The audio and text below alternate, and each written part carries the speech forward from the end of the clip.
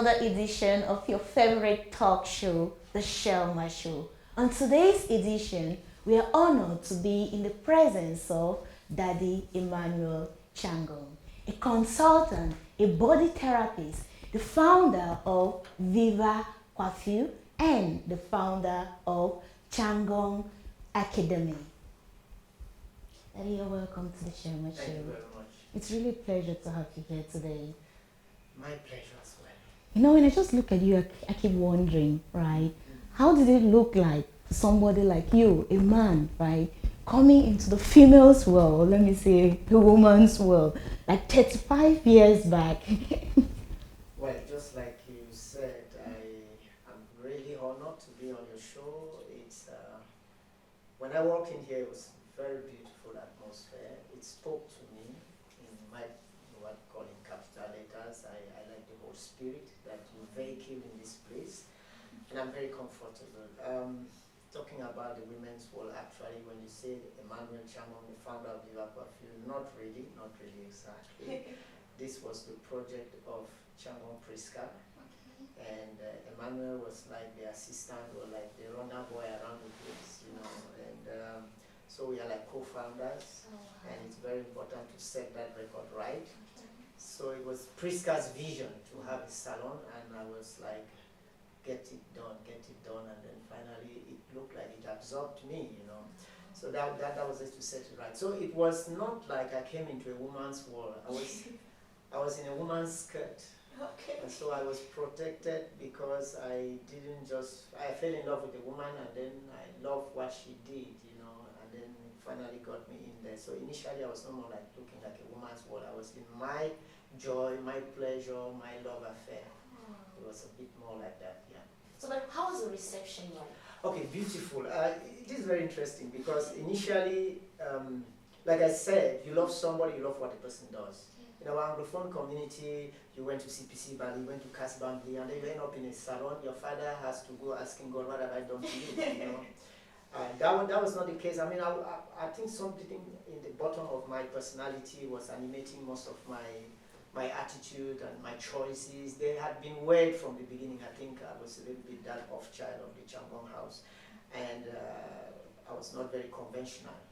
So I like you say, somebody you love is doing something, so you say, let that thing be the best of things that can be done. So you remain proud of the person, and you know, you keep holding that person in that esteem. That's how I got into the beauty industry. It's more like to support Priska, get her vision done.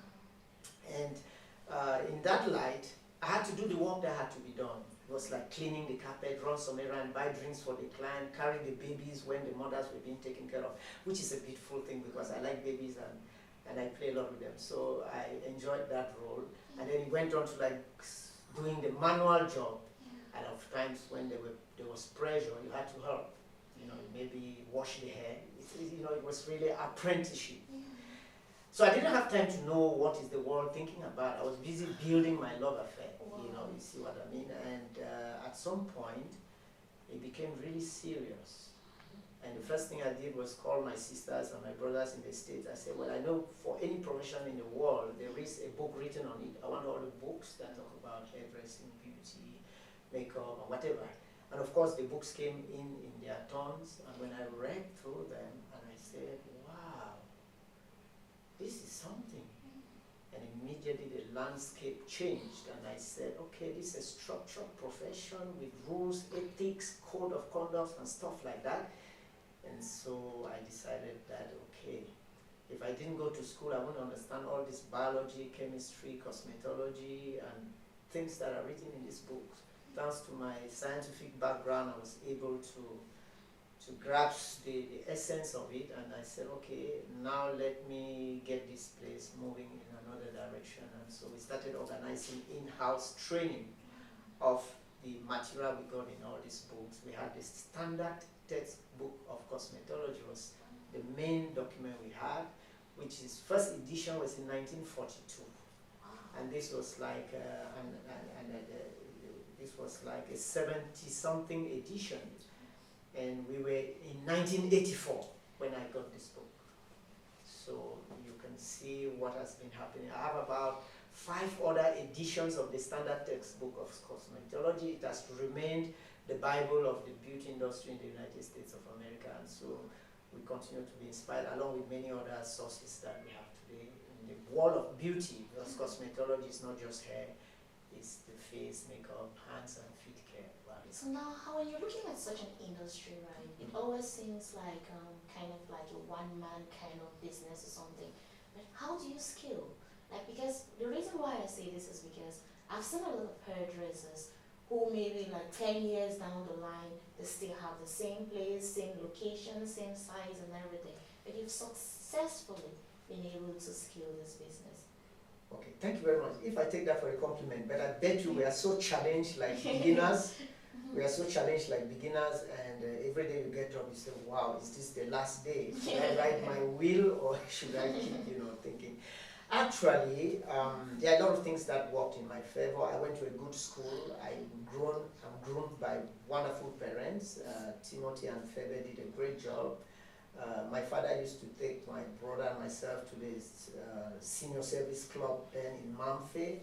He used to invite us in the evenings to the annual balls. That's the ceremony. The pastor of the town was invited, the priest, the commissioner, all the stuff places. So we could see the world through his mind at that little age, and we knew that there were bigger things than the toys we had. And so I think that's good. I went to CPC Bali. I have a lot of credit to give that beautiful school of the church. And there we had visions built by the type of multicultural instructors that we had from all over the world and from our community. I had speeches like Reverend Canson would come just to give a talk to the students. Bernard Folong will come, Professor Folong will be invited to give a talk to us.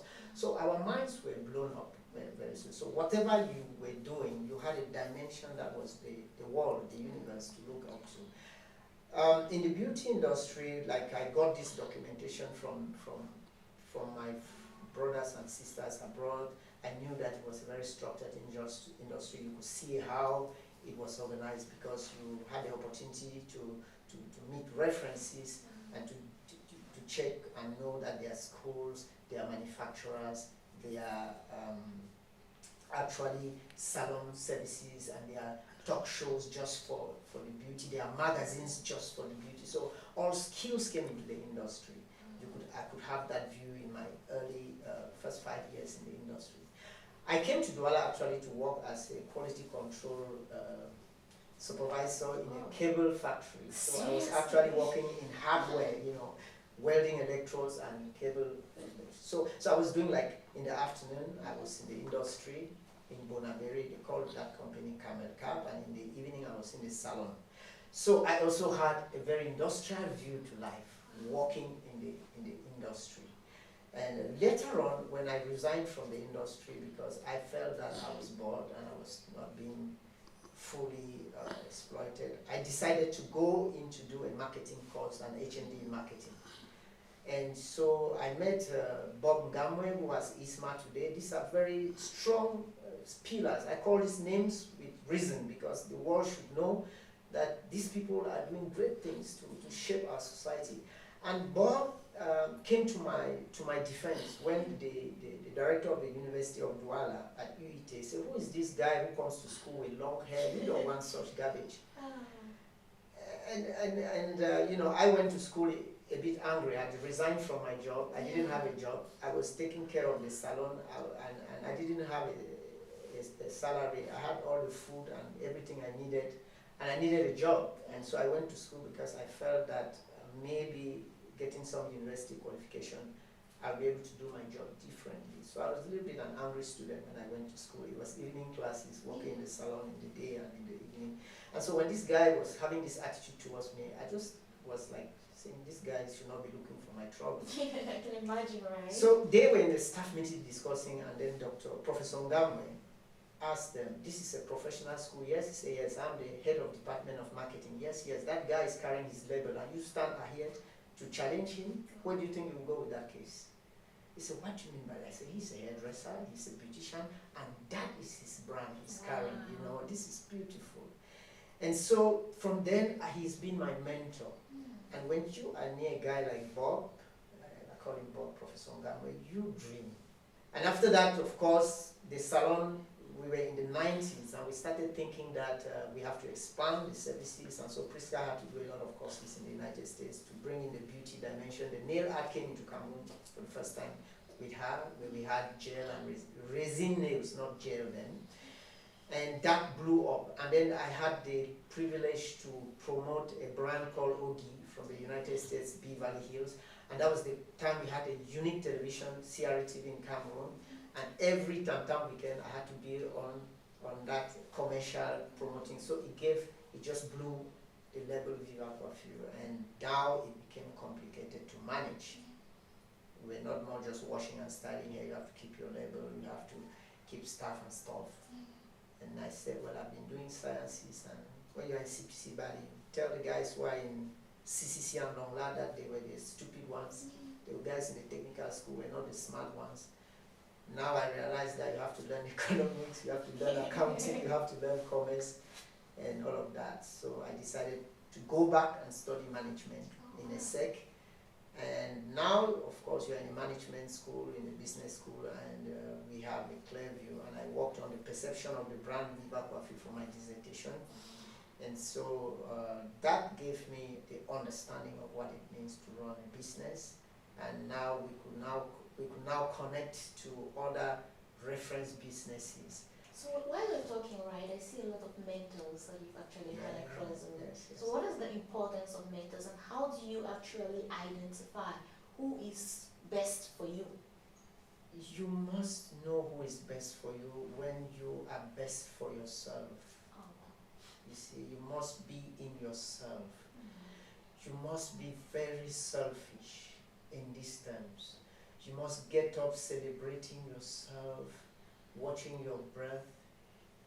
Be conscious that you're breathing, don't take it for granted. You know, you must be listening to your heartbeat and celebrating it, because at any time it can stop. If you are true to yourself, you will know your mentors. You will see them in your dreams come to you. You will notice when they walk through the door. It will just come to you. It's when you have not been doing this exercise, when you are not a grateful person, when you are not checking on your level of gratefulness, your level of thanks, then of course you will be hysterical and you'll be jumping from one place to another. Wow. Yeah. If you think that's all, you're mistaken. Because after the break, you're going to hear about the mind, the spirit, the body.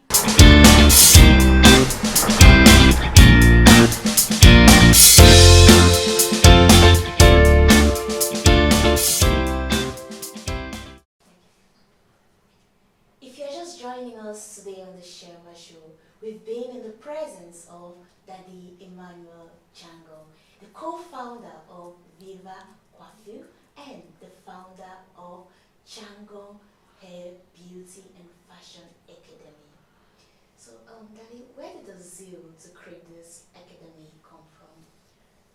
Yeah, you know, like I said, when we received these books, we saw that this was a profession, and when you talk of a profession, there must be a facility to acquire skills and the competence that is required to do the profession in an ethical manner and deserve the money you receive from people who trust you with their bodies. The second issue is we are dealing with a health-related profession in which there are a lot of hazards. When you look at the risk and the dangers that are associated with the fact that physically you touch people. Secondly, you get to deal with the possibility of going beyond the epidermal barrier, which is supposed to be our protection. There are a lot of processes that does that.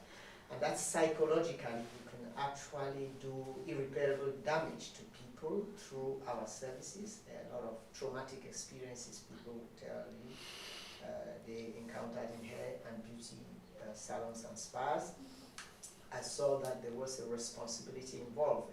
Let it be a moral duty to see that people are not ignorant of the dangers involved with the industry and the possibilities of also bringing a lot of blessings and healings to people's lives through the profession. So it was automatic. It came like like a mission that had to be accomplished. And so we started with the apprenticeship, because when we did work, as we did with the books we receive, and then the subscription as a member of the American Cosmetology Association, you have information on everything happening in the industry and new developments. We came out with some programs for the staff, and later on all the apprentices that came in to train at that time were obliged to go through that program so as to be able to complete the practical knowledge they were having from us. Then of course the National Employment Fund contacted me, and they needed some programs, because then I was doing a lot of television work with STV. I was doing a lot, and so it attracted a lot of attention. I was doing radio works with FM 105, with Equinox and the others, V Nouvelle. So doing morning programs. I was in the media a lot, and so people now started seeing the picture of the industry the way we saw it, and it was more attractive. So the need for others to copy, and then with the different crises that the country had gone through, people lost their jobs and so on. There was a desperate need for an outlet to be able to make a living. And so jobs like us that were considered menial jobs, professions like us, started, being attractive, and we were attractive more because we gave a professional touch to it. So when I did the first program for the National Employment Fund, I immediately traveled in '94 to do my course in London Aesthetics and Vidal Sassoon, and that was a big explosion, because I was now in one of the in the best schools in the world, you can imagine. So you see the organization, the structure, the amount of publications that just Sassoon himself, Sassoon was like the genius of the industry. He invented the geometric cut, which was one of like the economic solutions after the Second World War. These are like you say, okay, Michelangelo did this, Pasteur discovered the penicillin, and Einstein brought in relativity, and Freud came in with psychoanalysis. Then Sassoon brought the geometric cut. So we are in that same level of functioning. You compare Picasso, Sassoon, Freud, and Einstein. These are the type of bodies we are talking about. And of course, so when I had this privilege to study with Sassoon, to study with London Aesthetics, to visit the Tony and Goy chain of salons, to work under the supervision of Lance Lowe, these are like icons in the world, I said we need this in Cameroon. Yes. As a matter of fact, when you leave Sassoon, nobody's thinking of going anywhere, because the salons are standing out there waiting to recruit you, and the salaries are just lovely. But it had to happen in Cameroon. And so I came back really equipped, and I was blessed, because discussing my vision when I went into Sassoon, I went to the school, but before long I was discussing with the hierarchy. I had to meet people like Simon Ellis, who was like the director of the Sassoon projects for Europe. And I was telling him that, my dear friend, I come from Cameroon and this and that. And somebody gave me a tip: when you meet Simon, say something in French. And you see, this is communication magic. Yeah. Simon was an English elite star. The father was a diplomat in France. And in England, in London, he's not speaking French much. So when I went, I said, bonjour, monsieur le directeur. Yeah. So he looked up and said, tiens, qui va là? And then that was all. The next thing is that I had about 20 videos, technical instructional videos, and all the manuals of the different lectures of Sassoon piled up for me by one signature. I was buying them while in Cameroon. One video, 2 cuts for £100. At the time, the pound was like 900 francs, so I was paying like 100,000 francs before shipment. But a lot of grace has been with me, because you see, I had all of that instruction material offered because I shared my vision with Simon. And Simon immediately linked me up to the hairdressing training board in the UK. And I was received by Alan Bro, the president, who immediately linked me up with Pivot Point Chicago, Leo Pesach, who was investing in Africa and needed to work in developing a school. They had a school then in Kenya. Just by sharing your dream. Yes, and this is the beauty of I will call names. This journey on earth is a journey because it's a beautiful journey, because you meet people on the way. Wow. So now when you talk about meeting people on the way, right? Yes. Most youths nowadays feel like when they have ideas, they're supposed to keep it to themselves. Because most of the times people fear that, oh, if I share my idea with this person, the person might actually take the idea. But now what you're saying is actually contrary to that fear. Yes, when you put a grain in the ground, it only becomes a tree because it came out of the soil. You see what I mean? It stays in the soil, it will end up there. But what I want to say also is that if from the beginning you were aware of yourself, you will know how to choose your position, you will know how to choose your crowd, you know how to choose your audience, and then it will be very easy for you to talk about your dreams. Wow. And you don't have to think about it, you will just say it because every setup is. So when you're talking, that actually gets me into this concept that you actually preach, which is the one of the body, the mind, and the spirit working in interaction with your five senses to achieve certain goals like self-actualization. Please talk to us a little bit about Well, this concept. Yes, that is the dimensions in which our profession today is evolving. I am a mind-body therapist, a clinical psychologist, and working in that domain, we have been able to marry so many cultures of the healing industry and well-being. But I use beauty, well-being as the prescriptions for mental health. What am I saying? I'll just give you a little rush. Working in the hair and beauty industry, you touch people all day. And I had to come to the awareness that there was a relationship when we touch. And when you touch, there's a lot of exchange. While in Sassoon, I did a workshop at the Lotus Healing Center in London, where you have all these shamans and the gurus from different parts of the world who work in the healing industry. You have acupuncture technicians, reflexology, massage, you have shiatsu technicians, you have people in Reiki, different types of techniques of healing, which are what we call alternative therapies today. And I had the opportunity to work with a healer called Penelope Taylor. And with her, it was a beautiful journey into the being, into the I am. And when you do that journey, you come back totally different. And today, I now understood why it had to be through the beauty industry. All my life, when I went to secondary school, I had my sciences. Okay, my father was happy, saying, okay, good, you become a doctor, And I say, I hate doctors. I hate doctors. That's another story. Then today, I found myself in the healing industry and actually working in a lot of health issues. So when I came back from there, I did some other courses in massage therapy, in shiatsu, and I realized that the whole world was a world of healing.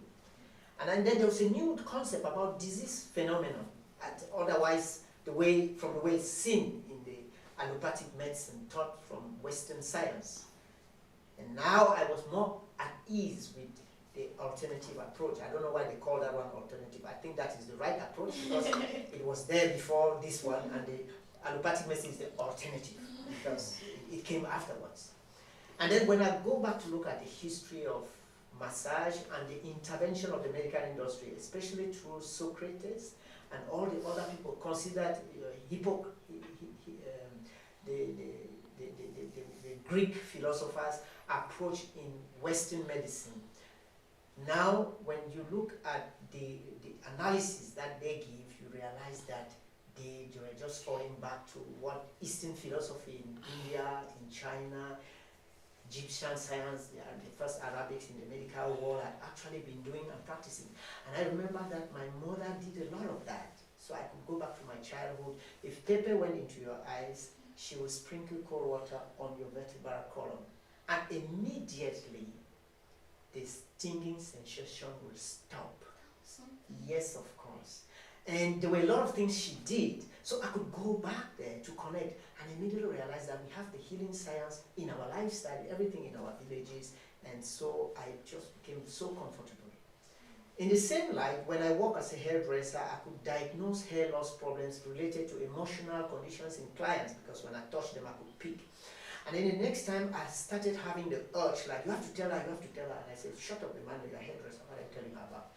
It could be very embarrassing, so sometimes I had to tell clients, listen, I think there is situation you have to take care of that. And when I realized that, some of them break down and they had to cry, and I realized that this was embarrassing, but there was that urge and there was that desire to be of help. And I started thinking. So when we were designing the salon in Entreprenuer, I created a private room.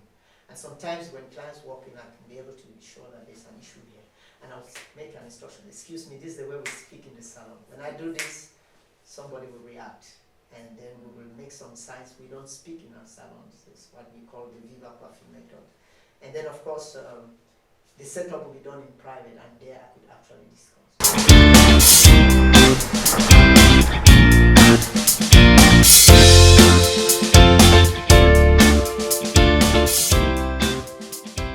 If you're just joining us today on the Shirlma Show, guess what? We've been in the presence of Daddy Emmanuel Chiangong. When did this passion for music develop? Okay.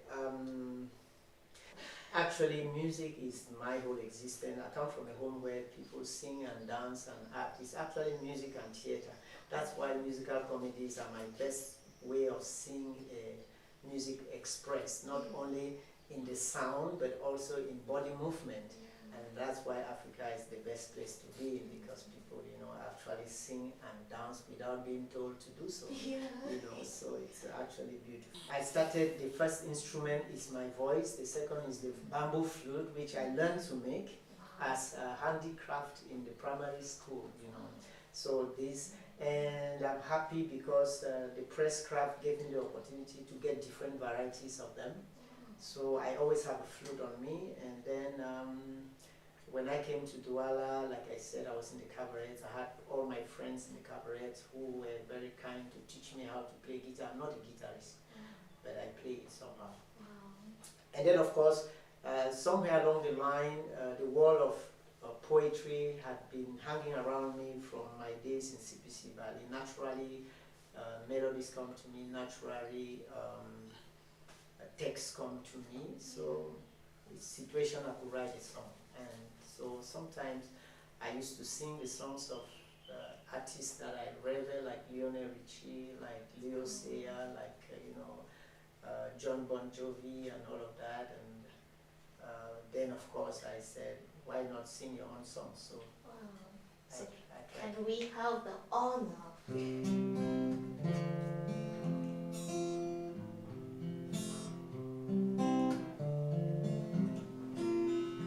It was somebody else's wish, yet it was somebody else's wish. And I wish I could make all the changes, for the heart got it wrong from the start.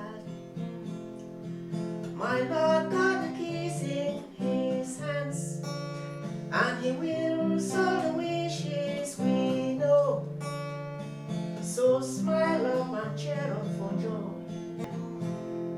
So great God, we are pleading that our wishes be thy will now, that crowns the joys of no man. And we will live like your children, will praise you day and night the way that David told us. Great God, we are pleading that our wishes be thy will now, that crowns the joys of no man. We'll live like your children, will praise you day and night the way that Daddy told us. You say you believe me, say you accept it the way I see things coming our way. Tomorrow will be better, for today is just a lesson. Believe me, I see clearly now. Say you believe me, say you accept it the way I see things coming our way. Tomorrow will be better, today is just a lesson. Believe me, I see clearly now.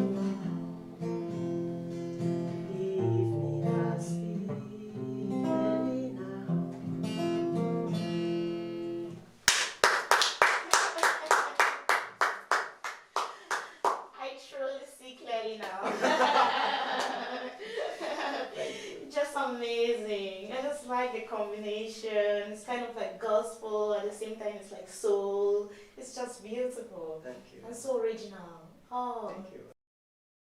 So, Daddy, I think while talking, many people want to get to you, either for your services or for mentorship. How can people get to you? Good. I am as available as the air around you. You know, like I said, if you need somebody, he'll come to you. Yeah. They say when the student is ready, the teacher comes. It's very easy to find the people you need. But because I want to enter your format, which I'll do out of my very great respect for this platform, I work in Viva Coiffure. I work in the School of Hairdressing at Rue Benabe, Sylvanie. That is house number 545. I also, at a new building opposite Las Vegas in Bonamusade, I work in the salon there on Saturday mornings and Sunday mornings. All week I'm in the school in Rio Benabe at Carrefour Decage there in Aqua. But if you go on Facebook, you find Emmanuel Chiangong. You can send a message on Messenger. I'll get right back to you. And it's very easy, like I say, to get to us. We can arrange an appointment and we can be of service according to your needs in line with our competence. Thank you so much. My pleasure. Alright.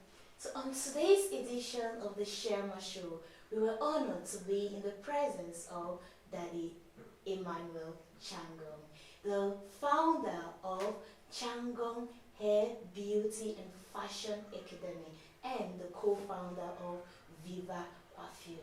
He's a consultant with body and mind therapists.